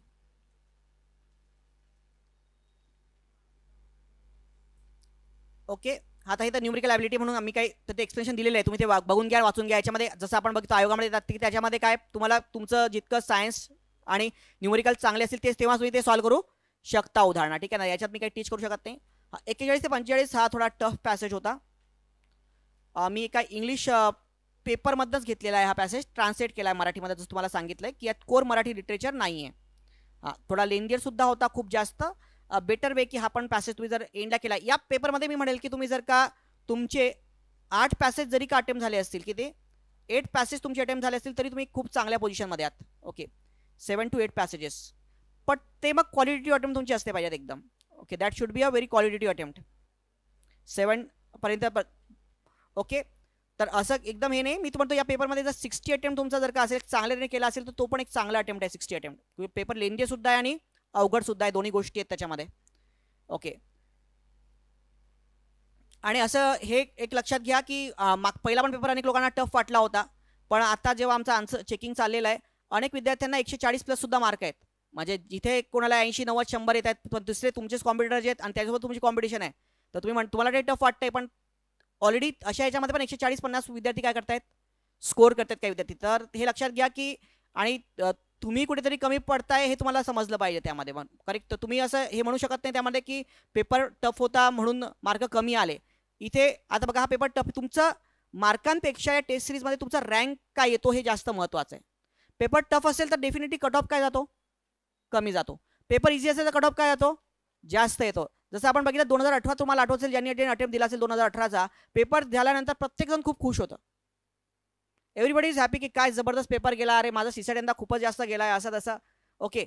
पण जेव्हा मार्क यायला लागले, आपलं बोलायला चांगलं वाटलं, आधी 80च्या 130 येऊ लागले, पण जेव्हा लोकांचे कळायला लागले मार्क 155 160 170 फक्त एक त्या सीसॅटमध्ये, तर उलट मी नेहमी विद्यार्थ्यांना सांगतो की पेपर जितका इझी तितका घातक आहे स्पर्धा परीक्षेमध्ये. कारण ही काय स्पर्धा आहे, का 10वीचा पेपर आहे का, की पासिंग आहे, की युनिव्हर्सिटीचा पेपर आहे का तुमचा, की 40% पासिंग आहे किंवा 35% पासिंग आहे. इथे पास नापास नाही, इथे काय सिलेक्शन आहे. सिलेक्शन म्हणजे इथे काय एक रेस आहे. मग रेस आहे तर पेपर नेहमी लक्षात ठेवायचं की जितका इझी आला तितका ज्याचा अभ्यास कमी तोही त्याच्यामध्ये काय करतो, स्कोर करतो. म्हणून नेहमी अपेक्षा ठेवायची पेपर टफ आला पाहिजे. पेपर टफ आला तर ज्याचा चांगला अभ्यास आहे तोच त्याच्यामध्ये काय करू शकतो, स्कोर करू शकतो. शेवटी एक निवडक विद्यार्थी नंबर आहे, प्रॉपर नंबर, तो सिलेक्ट होणार आहे त्याच्यामध्ये. तर पेपर सरळ सरळ टफ आला याचा अर्थ काय की पेपर टफ आला म्हणून काही हे नाही आहे, तुमचा रँक काय येतो हे महत्त्वाचं आहे. पेपर टफ आला, मार्क तुम्हाला 120 आहे, पण तुमचा रँक जर महाराष्ट्रामधनं टॉप 40-50 मध्ये आहे. ओके. पेपर खूप इझी आहे, तुम्हाला 150 मार्क आहे, पण तुमचा रँक चालला आहे 200 वरती, त्याला मग काही हे नाही आहे, अर्थ नाही आहे. म्हणून तुमचं रँकिंग महत्त्वाचं आहे टेस्ट सिरीजमध्ये. हां, चला. रस्त्यामधून 50 फुटाच्या अंतरावर 3 नर्स फिरत होते असं काहीतरी त्यांनी मेन्शन केलेलं आहे. क्रेगने वाईज 6 असावे असं सांगितले, म्हणजे ते सिंह काय होते, प्रौढ होते. हां, असं काही त्यांनी सांगितलेलं आहे. तज्ज्ञ अभ्यासक मानले जात होते क्रेगला. पहिल्या निरीक्षणकडून हे खरोखर अप्रतिम आहे आणि असं त्यांनी सांगितलेलं आहे. याला खरोखरच आयाळ नाही हे सांगितलं त्यांनी. लांब आणि दाट आच्छादलेले होते त्यांनी सांगितले. त्यानंतर आणखी पुढे बघा, डोक्यावर केसाचे आच्छादन, शास्त्रज्ञांना असं वाटत होतं की त्यांच्या डोक्यावर केसाचे काय आच्छादन नसावे. पुढे बघूयात. सिंह प्रौढगणाचे सिंह असतात, हंशी निरीक्षण त्यांना काय प्रौढ सिंह मानले जात होते. या सिंहाकडे बघून त्यांना आता चांगली माहिती झाली होती असं मेन्शन केलेलं होतं. आधी त्यांना काय मानत होते, प्रौढ सिंह मानत होते, पण ते प्रौढ सिंह होते का, नाही. ओके. हां, तर ते पौगंडावस्थेतील सिंह होते ना. हां, तर याच्यामध्ये फरक आहे. हां, तर इथे बघा त्यांना अधिक माहिती झाली, याचा अर्थ काय, आश्चर्यचकित झाले नाही. ओके.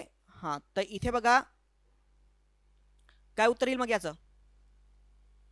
क्वेश्चन नंबर 41, क्वेश्चन 41 बघा, 3 आहे काय. हां, यस 3. हां, बघा काय मेन्शन केलेलं आहे याच्यामध्ये. क्रेग आणि वेस्टर काय वाटलं की हे काय चूक, कारण हा एक तर काहींना काय वाटत होतं की तो काय तो पौगंडावस्थेतील आहे आणि त्यांना आधी नका वाटतं की प्रौढावस्थेतील आहे, याच्यामध्ये हे आहे ना. हां, सो शास्त्रज्ञांचा असा संशय काय होता की डोक्यावर केसाचे आच्छादन नसलेले सिंह आहे ते काय प्रौढ सिंह आहेत, परंतु ते काय होते, प्रौढ मानले जात होते. आणि नंतर त्यांना लक्षात आले की ते हौशी निरीक्षक होते, त्यांना हे हौशी निरीक्षक आहेत, पण हे काय तेच काय होते, योग्य. तर आधी त्यांना काय वाटत होतं की ते काय करून राहिलेत, चूक करून राहिलेच वाटत होतं, पण नंतर त्यांना लक्षात आलं की नाही ते चूक नाही, आपण चूक आहेत, असं त्याचा अर्थ होतो. ओके. सो याचं उत्तर आहे पर्याय क्रमांक 3. हा, मॅन इटर्स ऑफ तसा हे पुस्तकांत काही शास्त्रांना राग आणते, याचं कारण काय. हे पुस्तक तसा सिंह असतात, सिंह हिंसक असतात असे सांगते. ठीक आहे, होऊ शकतं. सभा निर्माण करून या पुस्तकाद्वारे पॅटर्सने खूप पैसे कमवले, पैसे त्यांनी कमवले, पण त्यामुळे राग येतं का, नाही. पुस्तकाने तसाच सिंहाची कायमस्वरूपी काय केली, बदनामी केली. बरोबर आहे. हां, आणि 2 नर्से कसे मारले याचे सविस्तर वर्णन केले. अरे ठीक आहे, वर्णन केलेलं आहे, पण राग का आणते, तर यांनी त्यात मेन्शन केलेलं आहे ना की त्या दंतकथा आहेत, तो लोकांना दंतकथा काय विसरून जायच्या नसतात वगैरे वगैरे असं मेन्शन केले ना. आता लोकांना दंतकथा विसरून जायच्या नसतात म्हणजेच काय, त्यांनी या पुस्तकाने काय केली, त्यांची सिंहांची नेहमी काय केली, कायमस्वरूपी काय करून टाकली, बदनामी करून टाकली त्या सिंहांची. बरोबर आहे. हां, तर म्हणून इथे उत्तर काय येणार, पर्याय क्रमांक 3. हां, जर सत्य असेल तर नास्को आणि पीटर हान्स यांनी मानलेले गृहीत काय दुबळे बनवते. ओके. सो पीटर हान्स आणि नास्को यांनी काय लिहिलंय की ते कसे होते, नरभक्षक आणि काय होते, हिंस्त्र होते. बरोबर आहे. अरे त्यांनी काय म्हटलेलं आहे, हे कसे होते,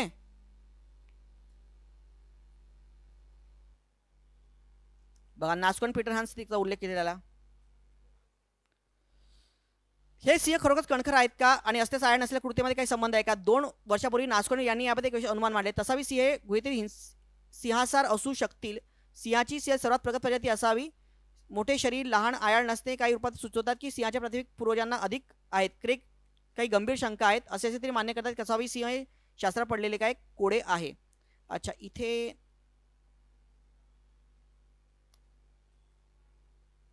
टू विल सी गृहितांना दुबळं बनवतं. इथे याच्या वरती आले का नास्को आणि पीटर हान्सचा काही उल्लेख आलाय का वरती? कारण इथे आपल्याला ओके तर बघा यांनी काय सांगितलं त्याच्यामध्ये, सिंहासार असू शकतील. सिंहाची प्रजाती सर्वात प्रगत प्रजाती असावी आणि लहान आयाळ नसणे सुचवतात की सिंहाच्या अधिक आहे. नाही, याच्यामध्ये इथे आपल्याला त्यांचं अजम्पशन नाही आहेत ना पीटर हान्स आणि याचं. तसावी सिंह मागासलेल्या तणावर गंभीर शंका उपस्थित केल्या नाही, असं काही मेन्शन केलेलं नाही. तसावी सिंह पूर्व भागातील आयडिन सिंह गुहेच्या सिंहाच्या जवळपासचे होते. नाही, हे त्यांच्या गृहिताला दुबळं नाही बनवत ना कुठल्या. तसावी सिंह हे जेवढे मानले तेवढे हिंस्र नाहीत. आणि गुहेतील सिंह शरीर फारच क्षुल्लक आहेत. हां, येस बेटर वे 4 होईल ना. हे म्हणतात की त्याच्यामध्ये काय रूपात्मक बदल आहेत वगैरे काय मेन्शन त्याच्यामध्ये. हां, आणि फरक सुचवितात. बरोबर आहे, पण तुम्ही म्हणणार की नाही हे फरक काही विशेष नाही आहेत. हां, मग उत्तर 4 करा. 43चं काय करा? मेक आन्सर याचा ऑप्शन नंबर 4. 43 मेक 4. उत्तरेनुसार कोणती बाब तसावी सिंहाची राक्षसी म्हणून असलेली प्रतिमेत भर घालत नाही? हे हिंसक सिंह आहेत, हे अशी सिंह आहेत, तर कोणती गोष्ट आहे की त्यांच्या हिंसक सिंह म्हणून यांच्यामध्ये भर घालत नाही? तसावी सिंह हे केम्प म्हैसा बलवान व आक्रमक जनावराला लोळवू शकतात, ही लक्षात आलेली बाब. याचा अर्थ तो काय पॉवरफुल आहे आणि तो काय हिंस्र आहे ना, तर ही गोष्ट त्याच्यात भर घालत नाही असं म्हणू शकतो का आपण? नाही. परंपरागत सिंहाच्या विरोधात म्हशी व्यतिरिक्त कमतरतेचे अधिक आक्रमक बनवते. अरे, आपल्याला आक्रमकतेमध्ये भर घालायची नाही आहे. ही आक्रमकता त्याच्या प्रतिमेत काय घालते? भर घालते. लक्षात आलं का तुम्हाला? सॅरोगोटी सिंहांपेक्षा तसावी सिंह विकसित व कमी पावलेले आहेत असे मानले जाते. येस. हां, आणि तसावी सिंह वाहनांबरोबर माणसांवर सुद्धा हल्ला करतात. आता हल्ला करणं हे पण काय आक्रमकतेमध्ये काय करतं? भर घालतं. फक्त पर्याय 3 जे आहे तो कमी विकसित आहे, तर तो आक्रमकतेमध्ये काही भर घालतो का? नाही. तो उत्तर काय? पर्याय क्रमांक 3. हां, सिंहावर लिहिलेल्या पुस्तकाचे लेखक कोण आहेत? पॅटरसन. ओके, कोण आहेत? पॅटरसन.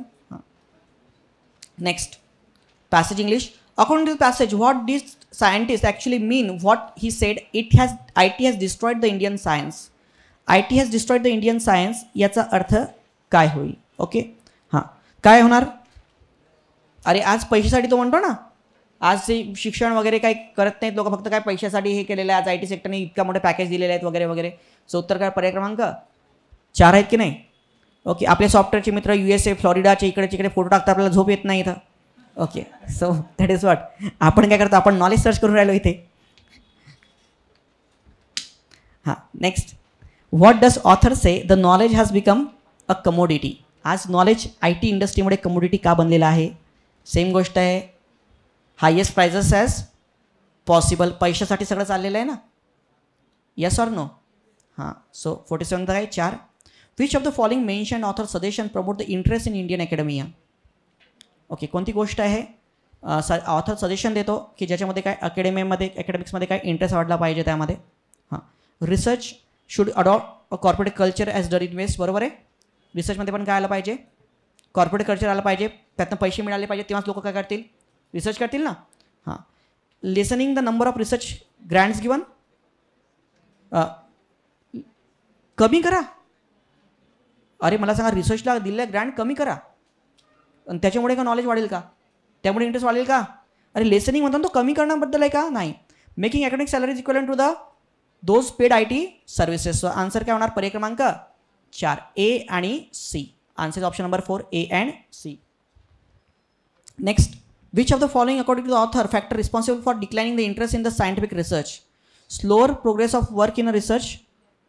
ओके, सो हे होईल का? नाही. Laser monetary compensation. यस, मला एक मुद्दा कळला. आता तुम्ही अर्ध्या प्रश्नाचे उत्तर असेच काढू शकता की पैशासाठी फक्त आज काय लोक पैसे मागे बघताय म्हणून आय टी इंडस्ट्री जे आहे, सॉफ्टवेअर इंडस्ट्री आहे, लोकांना पैसे भेटले आणि सगळं रिसर्च वगैरे याच्यावर व्हॅल्यू गेलं. मोस्ट ऑफ द उत्तर त्याच्या अवतीभोवतीच काय फिरताय त्या पॅसेजमधली. ठीक आहे. Societal perception towards the research. रिसर्चच्याकडे काय सोसायटी चल परसेप्शन आहे, सोसायटीचा एक बघण्याचा दृष्टिकोन आहे, तो सुद्धा काय झालेला आहे आता कमी झालेला आहे ना, बदलला आहे ना. हां, तर ह्या गोष्टी आहेत. तर उत्तर काय येईल पर्याय क्रमांक 2.